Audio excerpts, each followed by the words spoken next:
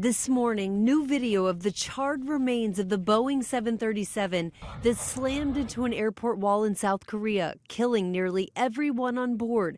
A team of investigators in hazmat suits was seen sifting through the debris field. You can see just how quickly the debris was shot out of that plane, how catastrophic it was. You can see the twisted seats, in-flight magazines, bits of clothing, safety cards. Investigators are now looking at this image, appearing to show a puff of smoke coming from one of the engines of the Jeju Air flight, suggesting a bird strike. Just before attempting to land, the pilots called "Mayday, Mayday, Mayday, bird strike, going around."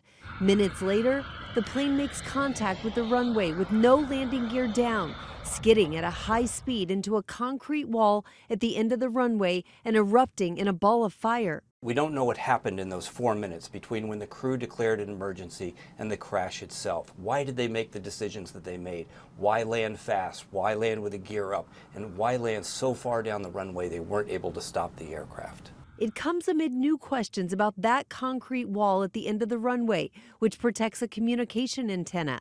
Some experts are asking why the wall was positioned there and why it wasn't made out of a material that would break apart more easily. The only survivors of the 181 people on board were 2 flight attendants seated in the very rear of the plane. One, a 33-year-old man, telling doctors he doesn't remember being rescued. The other, a woman, reportedly in stable condition. Heartbroken families have been gathering at the airport as they await any information about their loved ones. Rhiannon Alley, ABC News, New York.